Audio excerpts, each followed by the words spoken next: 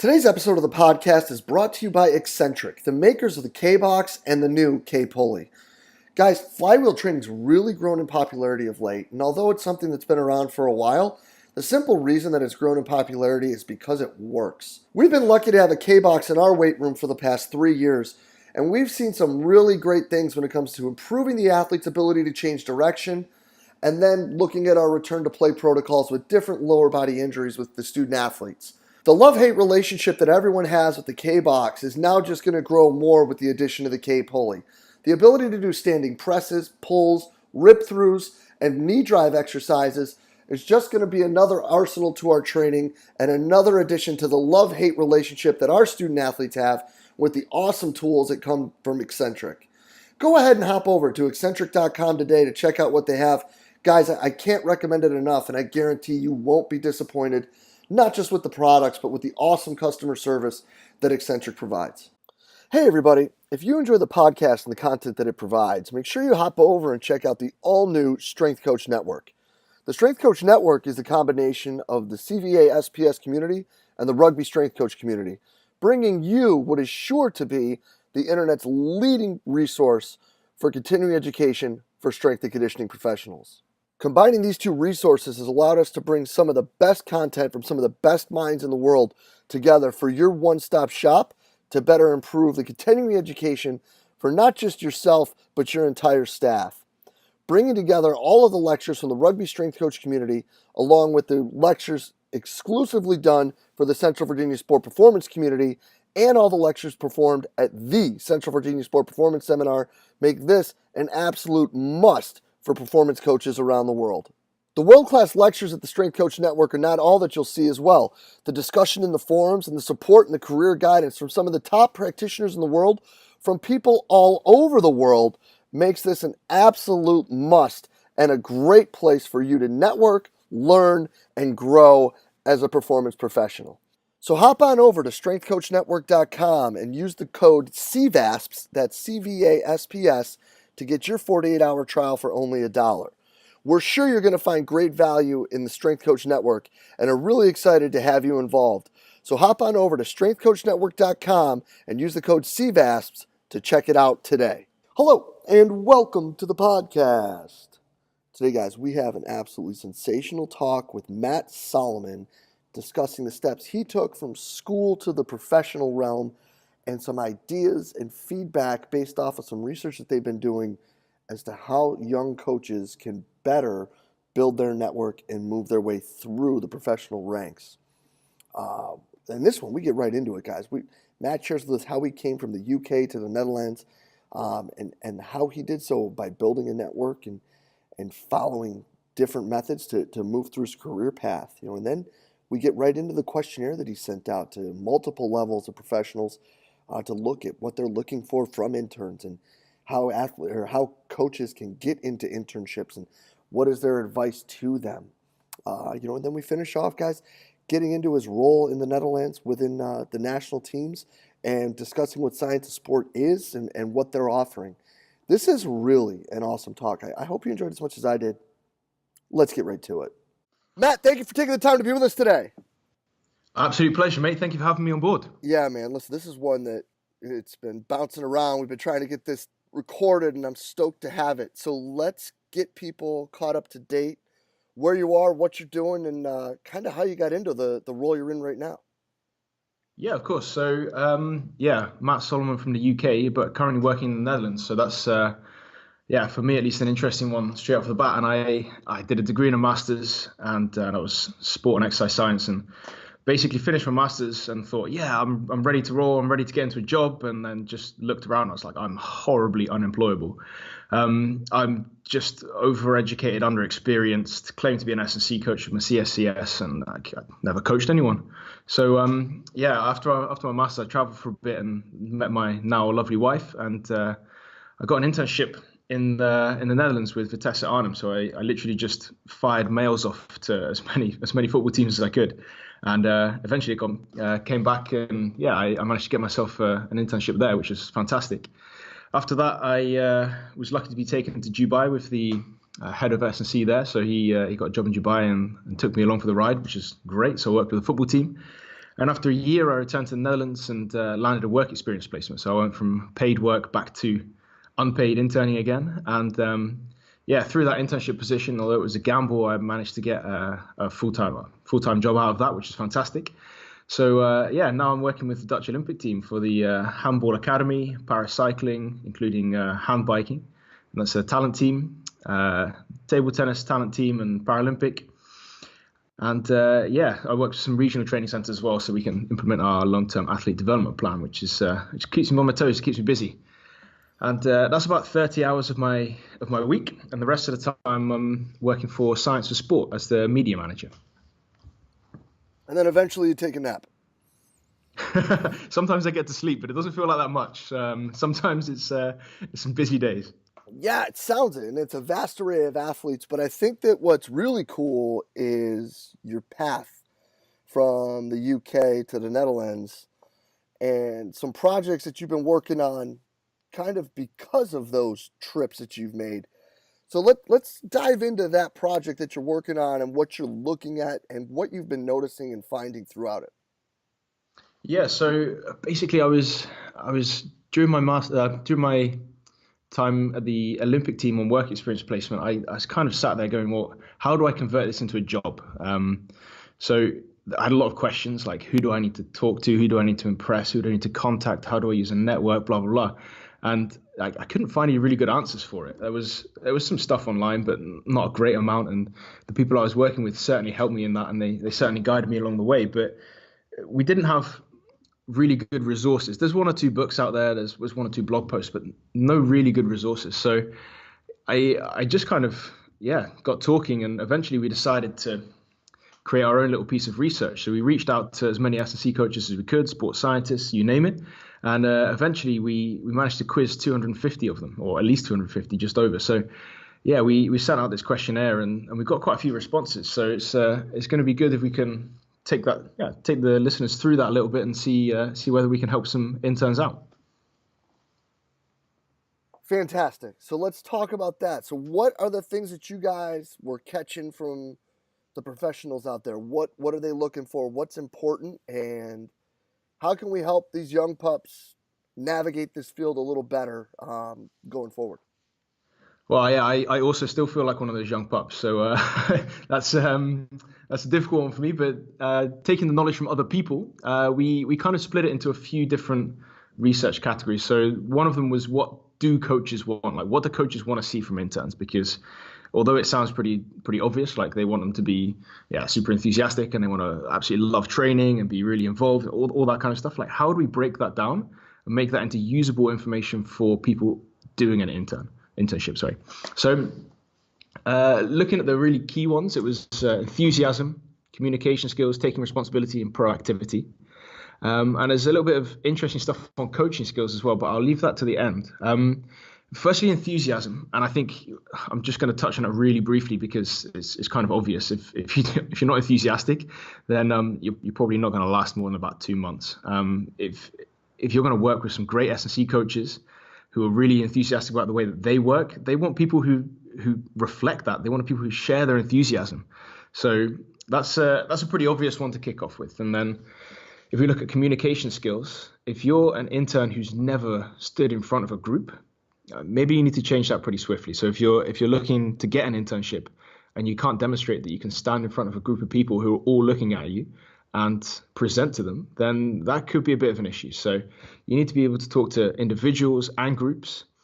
And yeah, even if you can't prove on paper, you do need to start developing those skills. So even if it's getting your parents, I don't know, doing anything you can to make sure that when you're in that situation, you can really present yourself in the right way instead of just blundering through a warm-up, for example.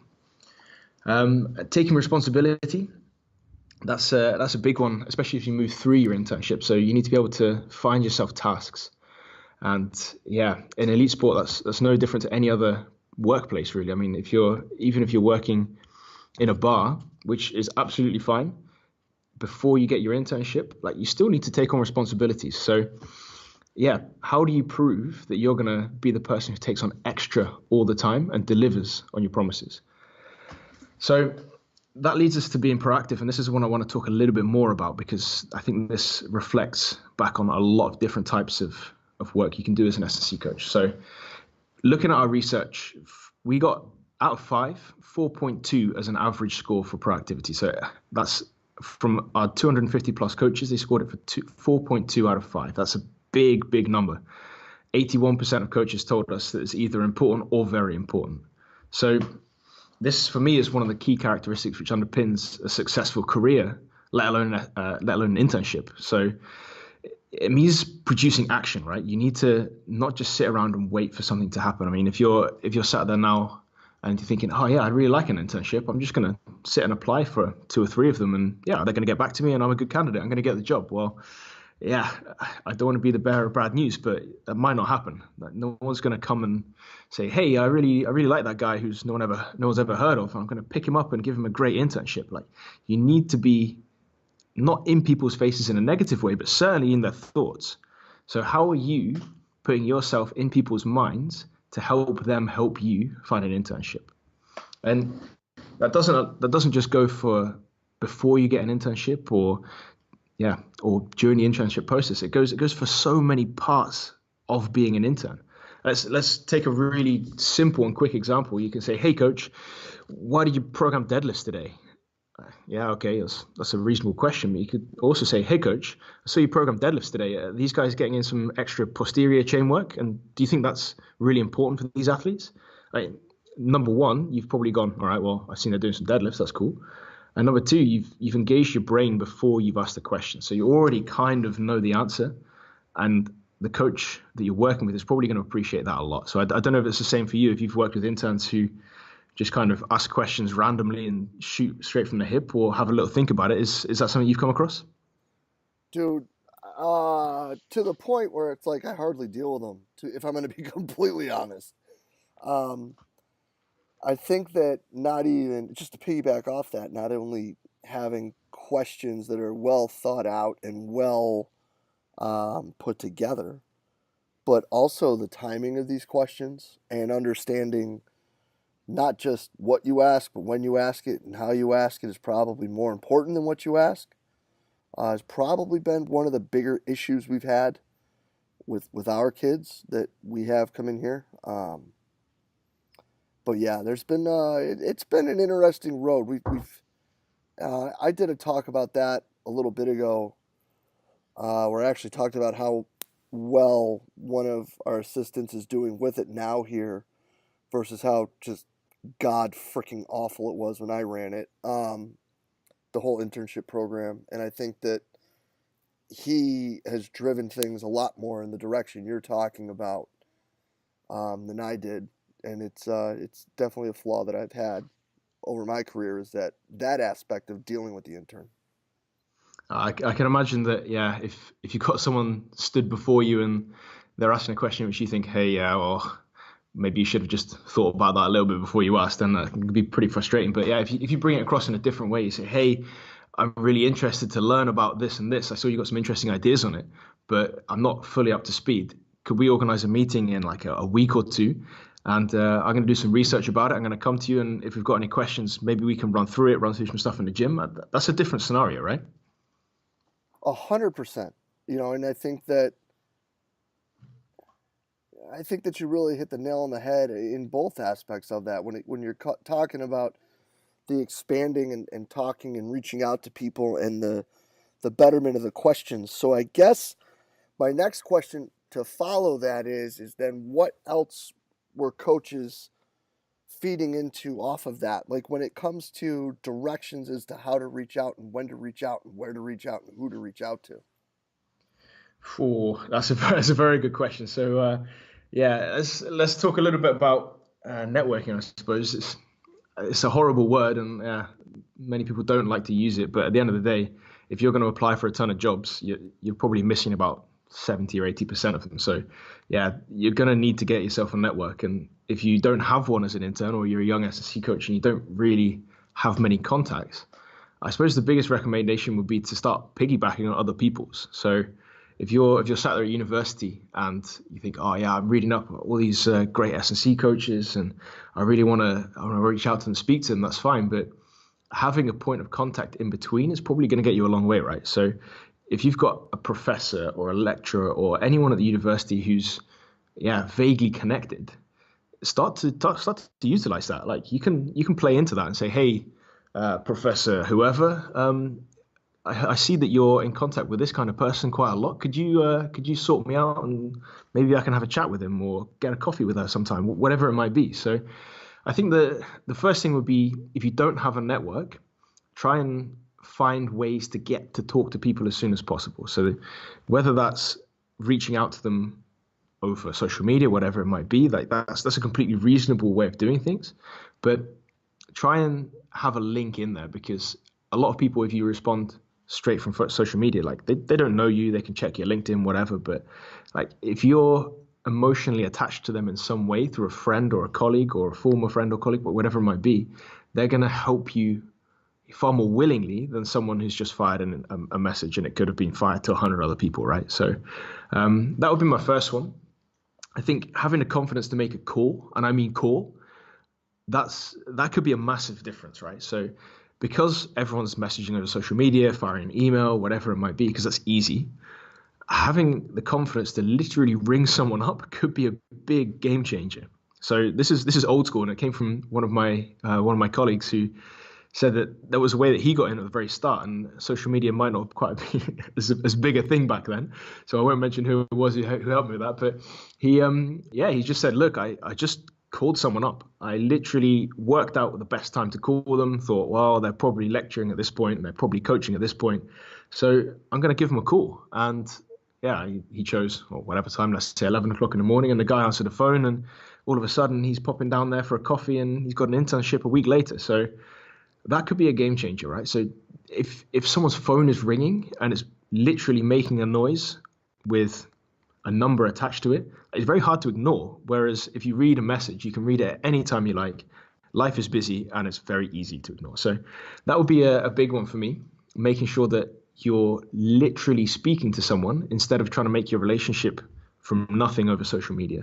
And it's not a bad thing to do. Don't get me wrong. It's not a bad thing to do at all to try and message people on social media, but it could change the way that you're perceived if you can make a real life call.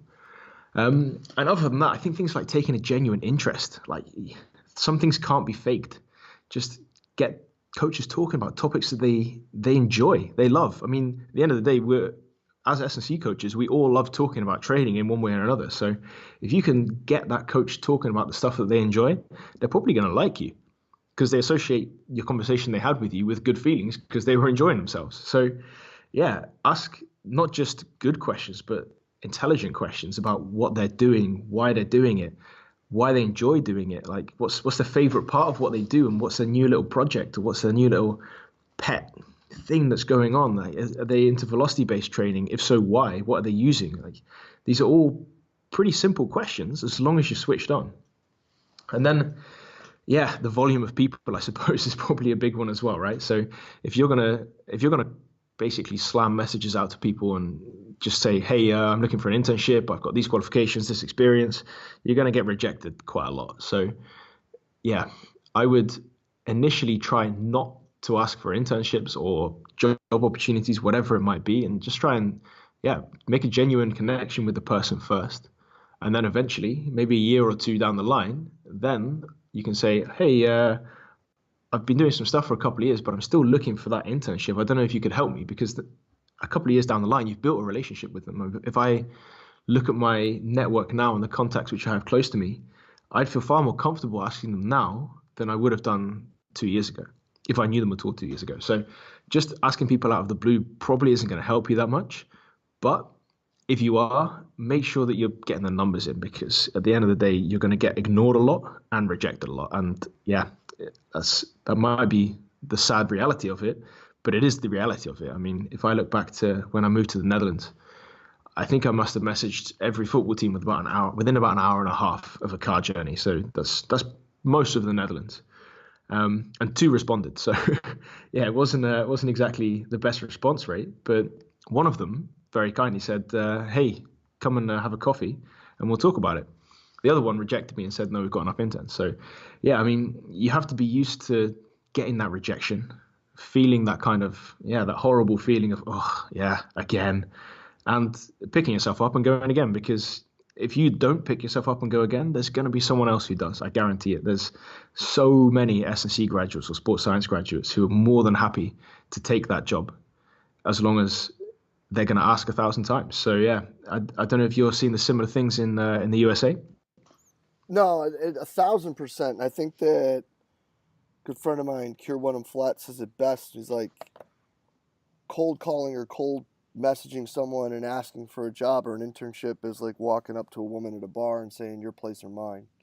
Um, you know, it 99 times out of 100 you're not going to get anything, and the one that says yeah, you probably are running away from anyway. So when when you look at these things, I guess the one thing that I would add to that is doing the research too, right? Like if someone were to contact me and be like, how do you, you know, implement something that you don't even do when like everything that people do is pretty much on the internet right now anyway. Like if you're not asking specific questions or at least general questions about the direction they or their staff are moving or doing things in, I don't think you're helping yourself. And so, yeah, I think that a lot of that does hold a lot of weight. And I think that that's something that could really be seen as a flaw and a fault of the education system in that they're not pushing those. Like, that should be homework for kids. Like, this week you need to get in touch with three people or you need to research three coaches that you want to reach out to and give us 5 facts about them and message them and ask them a Yeah, question. absolutely, absolutely. That's something that I did during my work experience placement, and it didn't get me a job, but it certainly increased my network. So it was a case of, okay, well, I'm going to find three people who are close to me. I mean, geographically close to me, per week, and talk to them and see what they're doing. And if they're doing nothing interesting, that's cool. But I've met someone new, and then you can start to get wider and wider. And eventually, of course, you're going to hit some, yeah, more, yeah, people in a position of maybe more power who could hire you or fire you, and yeah, you're going to do yourself a world of favors. So that was one of the things that we considered as part of the research to say, hey, how many people should you be contacting per week? And we didn't come up with necessarily a proper number because it's all individual, of course. But yeah, I was trying to hit three a week, and that's a lot, right? Like if you're working on a fair few hours, that's quite a lot of people to maintain a conversation with. So yeah, choose them carefully, and if you're doing the research, it shouldn't be easy. It definitely shouldn't be an easy thing to do to say, hey, you're Matt Solomon. I'd love to know about your work. Or yeah, cool, but check out all of the things that I'm saying about my work, and you can probably get 99% of it already. So yeah, that's a big one, right? If you can intelligently research the person, it takes me back to the point earlier, like taking a genuine interest and asking coaches about what they're enjoying.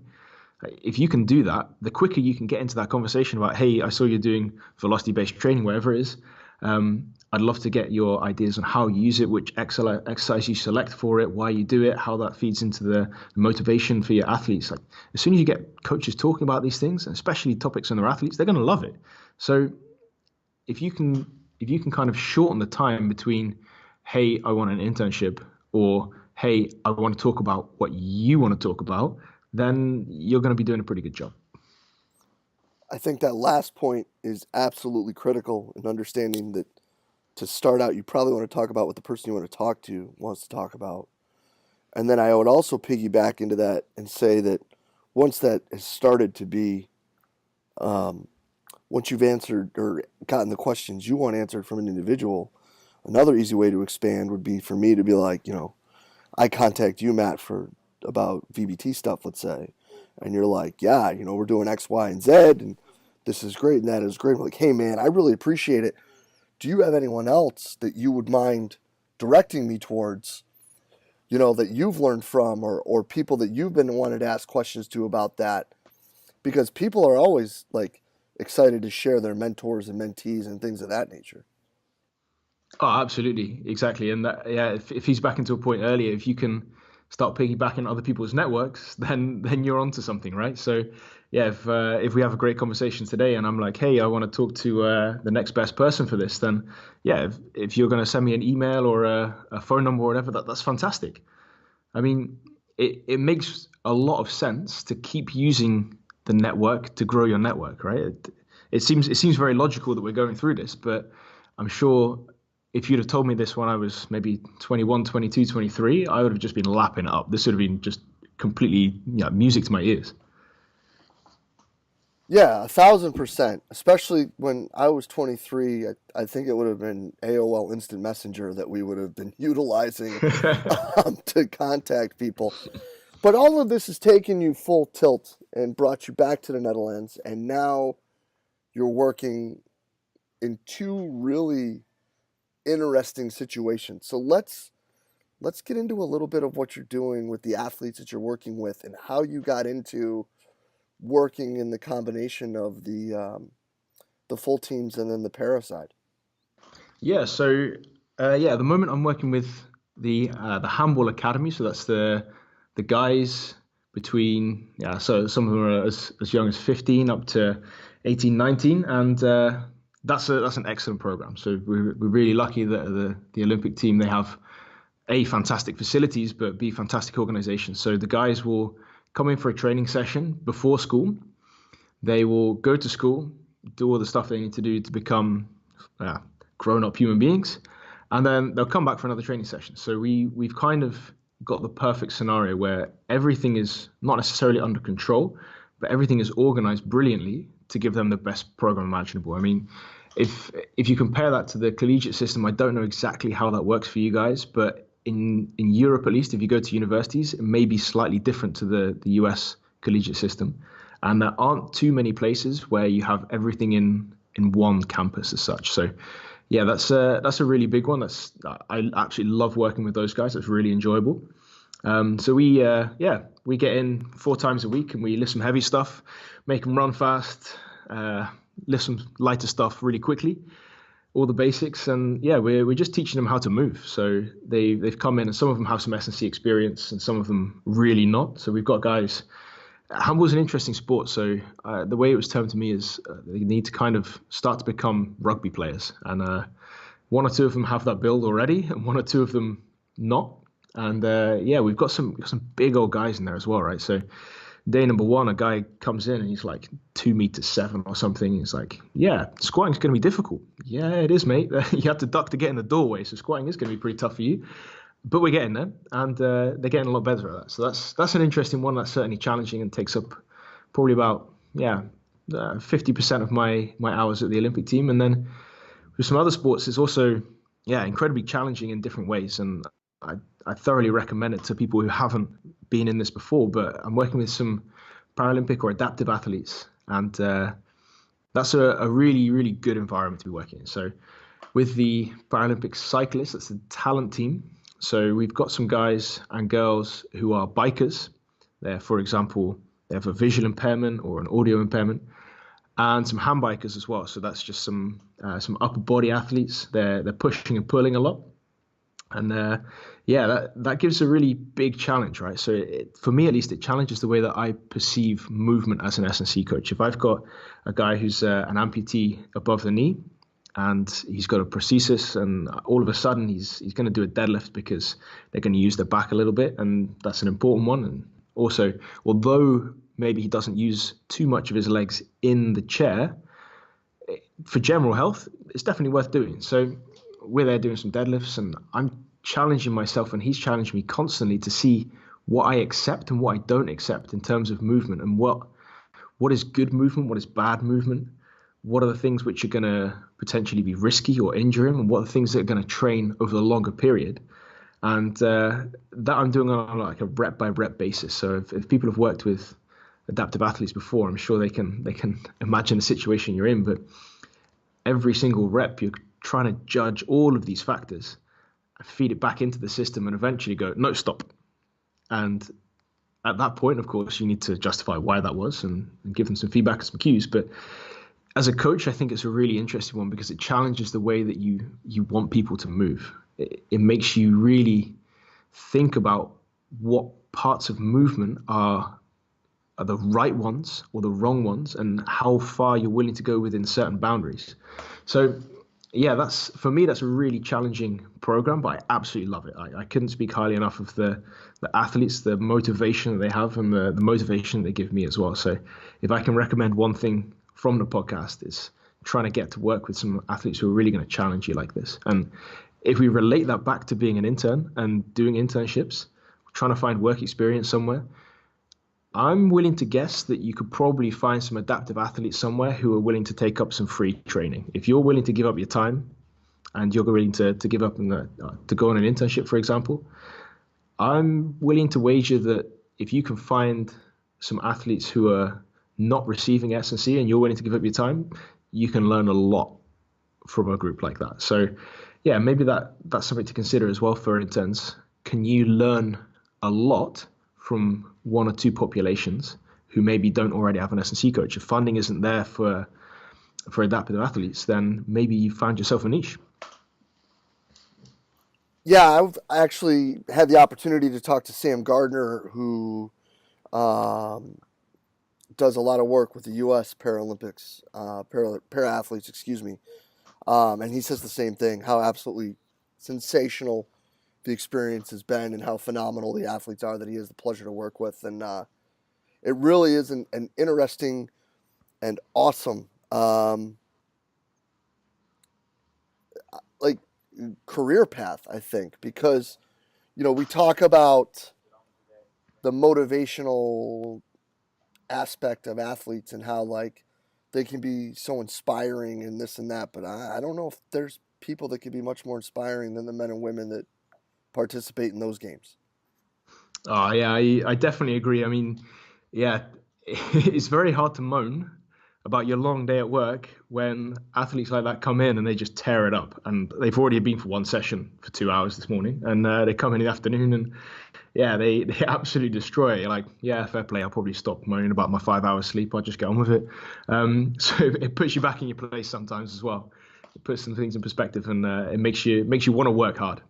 No doubt about it, man. So listen, let me get you out of here on this. If we didn't talk about science of sport, I'd be a little disappointed in myself. So give it a rundown. What is it? What are you guys doing? What are you providing? And what is this little link we're putting below here for people to check out?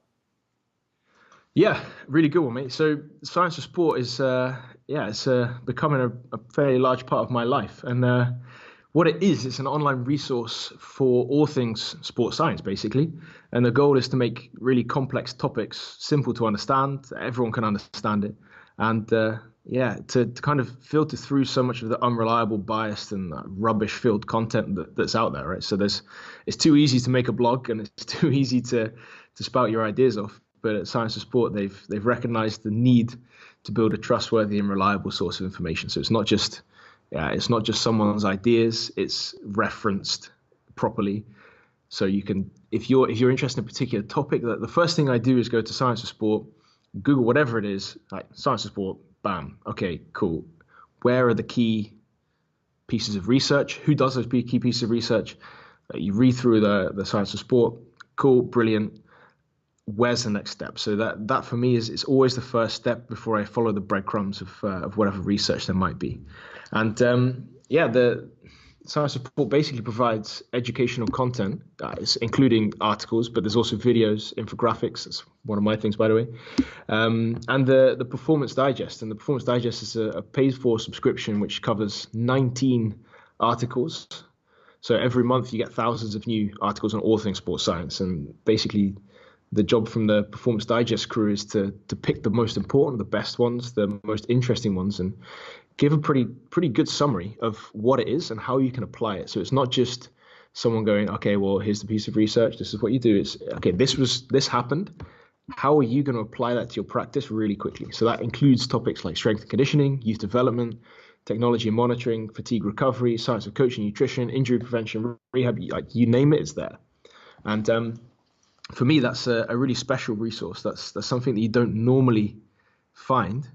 And to have some of the people that we have doing it is absolutely fantastic. So the research reviewers are some really great people. They're not just a PhD in whatever. They're guys and girls who get out there and they practice it as well. So that for me makes a big difference. And it's not just those things. There's also the Facebook group.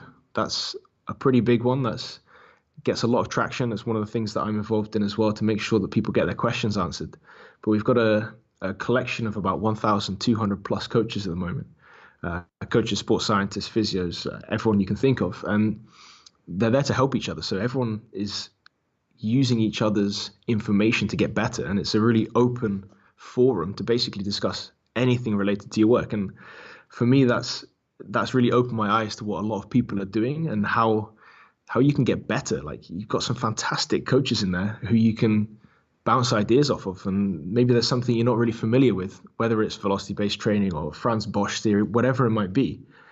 But there's some people who are really clued up on that, and you can ask some great questions on it. So, yeah, that's basically what Science of Sport is doing, and it's all about. And it's, for me, it's a fantastic resource to get your hands on. So I think in the link below, what you'll find is the Science of Sport page, but also hopefully a link to a free performance digest. So if you've not already signed up for a free version, you can check it out and get your hands on what you could be getting your hands on if you were to become a member. So yeah, that's a really big one. If you can check it out, I thoroughly recommend it.